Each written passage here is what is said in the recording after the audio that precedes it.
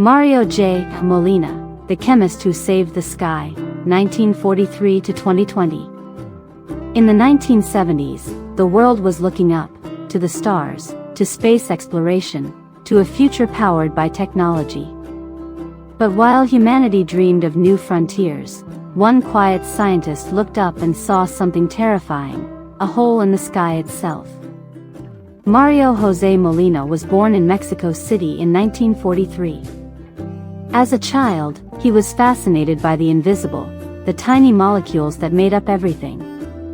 His parents gave him a toy microscope, and young Mario spent hours studying drops of water, wondering about the mysteries hidden within. That curiosity led him across continents.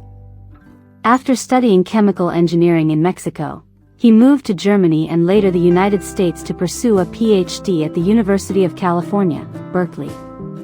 By 1973, he was working at the University of California, Irvine, alongside another chemist, F. Sherwood Rowland.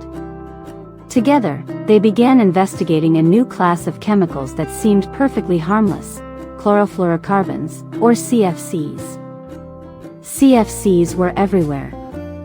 They made refrigerators cool, hairspray easy to use, and air conditioners comfortable. They were stable, cheap, and safe, or so everyone believed. But Molina's calculations told a different story. He discovered that once released, CFC molecules drifted up into the upper atmosphere, where they met ultraviolet light. There, sunlight broke them apart, releasing chlorine atoms that attacked the ozone layer, the fragile shield protecting Earth from harmful UV radiation. Each chlorine atom could destroy thousands of ozone molecules. Molina and Rowland realized that if humanity kept producing CFCs, the ozone layer could collapse. The result would be catastrophic: rising skin cancer rates, damaged crops, and ecosystems poisoned by the sun. When they published their findings in 1974, few listened. Industry leaders mocked them. Government officials called their research theoretical panic.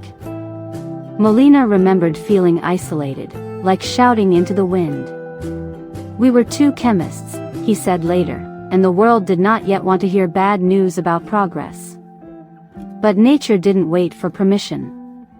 In the mid-1980s, scientists detected a massive ozone hole over Antarctica, exactly as Molina had predicted.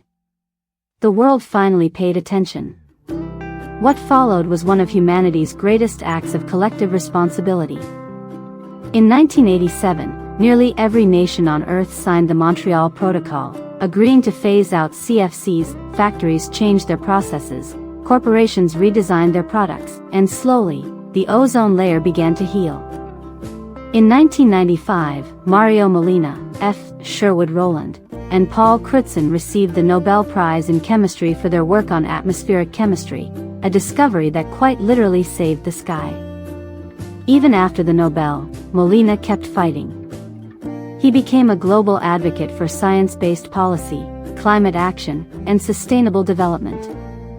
He advised presidents, mentored young scientists, and championed education in Latin America.